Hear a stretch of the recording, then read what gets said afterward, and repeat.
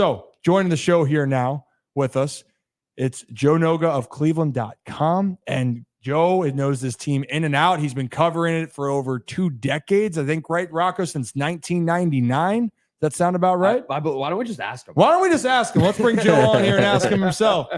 Joe Noga, everybody. Joe. Hey, how you doing? Hey guys.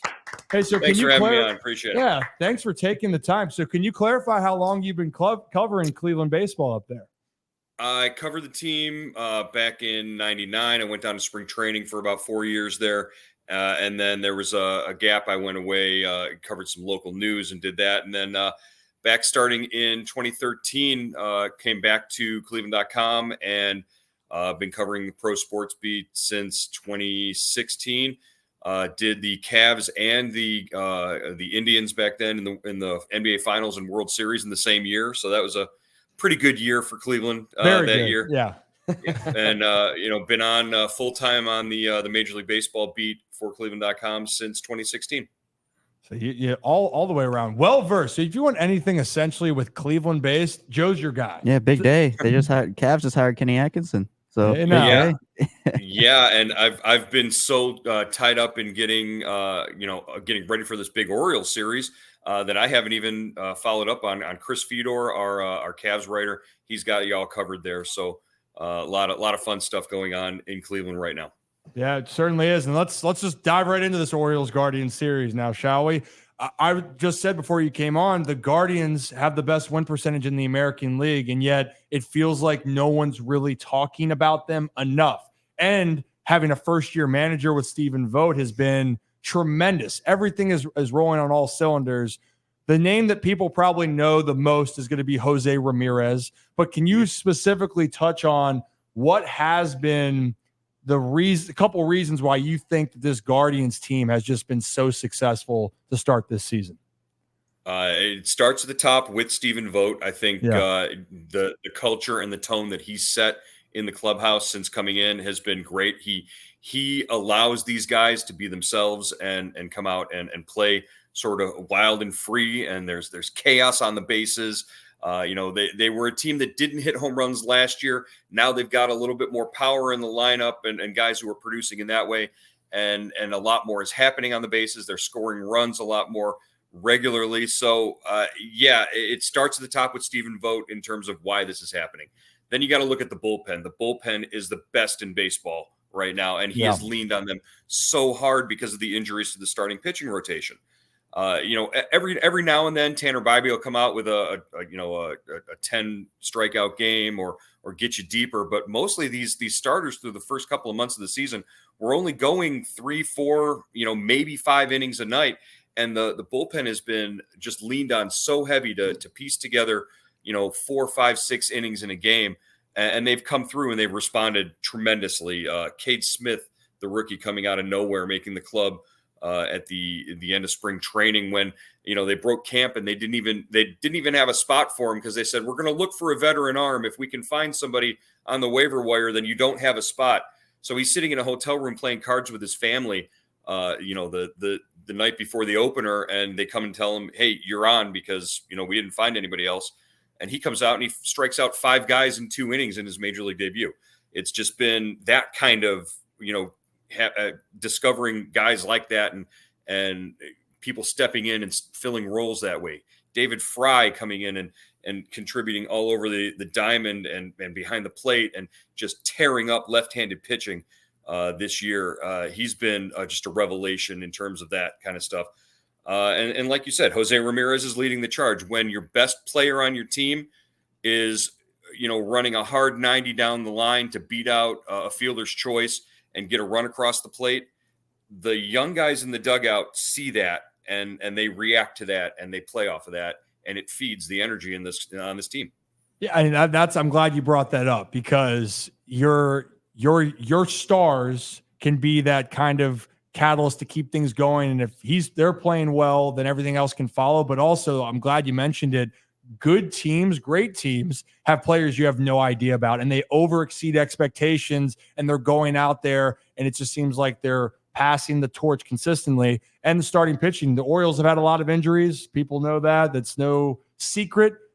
The Guardians lost Shane Bieber early on. And I think that people forget that, his caliber of pitching. So appreciate you mentioning that. Rocco, I think you have the next follow-up question. Yeah, Joe, first and foremost, thanks for joining us. Sorry for the late email last night, but thank you for getting back to me in timely fashion and doing this. We really appreciate it. What's that? I'm a baseball writer. I don't sleep. Midnight email. Yeah, I'm a baseball writer. Right. I don't sleep. We're up until midnight anyways. That is what we like to hear, man. We love the dedication and the passion.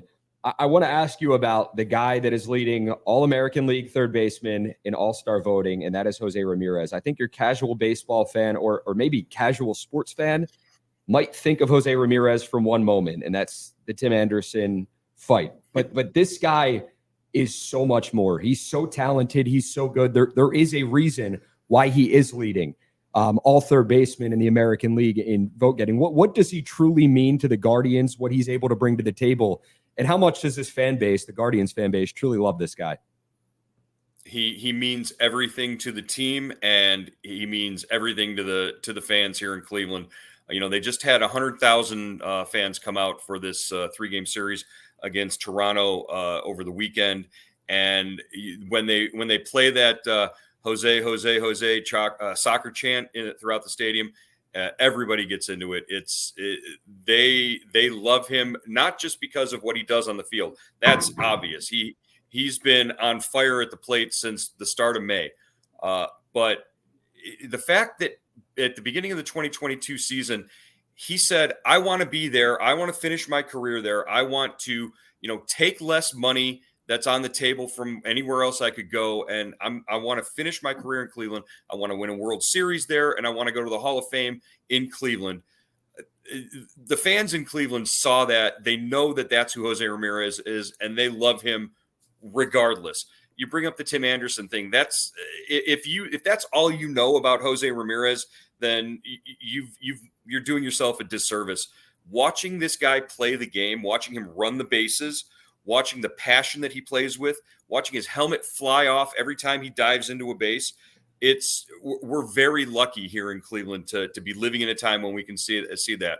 I've lived through 2 LeBron James stints with the Cavaliers. I've seen the best of the best on the court, and at the time I'm watching it and he makes plays, I say to myself, we're lucky that we're seeing this now. We're fortunate to be able to do this. I feel the same way about Jose Ramirez and covering him on a daily basis.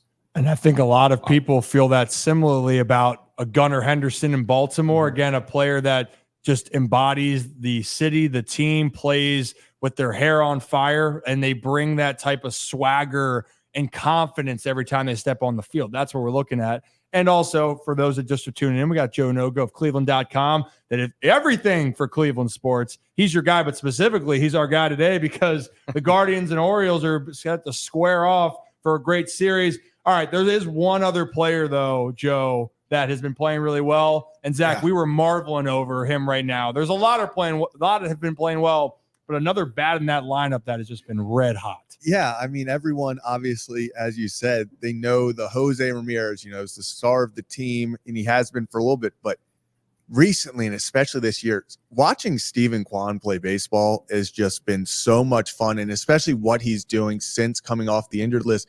Can you just kind of talk about if there's anything you've noticed that he's changed, or if this is just he's finally putting it all together and this is kind of, coming to fruition of this is what Steven Quan can be? Because, man, the last 17 games hitting over 460, 4 home runs, 12 RBIs. It's just incredible to watch. Well, I mean, if you go back to his rookie year, his first series when he was playing in Kansas City, and we asked Terry Francona, how exciting this could all be. This is a guy he was on base, 10 out of 15 plate appearances. So it was ridiculous, just the number. And he hadn't swung and missed in his first 50 plate appearances. It was the numbers were just ridiculous. And you could project that and say, wow, if this guy, grows and matures and becomes, you're looking at, a Barry Bonds level type, eye at the plate, the way he gets on base. And now you're 2-3 years later, and he's maturing. He's learning the league, and he's learning everybody and how to react to how other pitchers are attacking him. Now he goes up to the plate with a specific game plan for every at bat, And it's not just that he has that and that he sticks to it. He executes that game plan. We saw him over the weekend. He's got 3 home runs in his last 5 games. He's going up there and hunting pitches that he knows he can hit out of the park because he knows he's going to get them from a particular pitcher. And Stephen Vogt said it in a post game, I believe, Saturday after the game. He's not missing mistakes in the zone. He makes you get in the strike zone. And then when you make a mistake in the strike zone, he hammers you now. And that wasn't part of his game the last 2 seasons. And now there's a little bit of a power surge.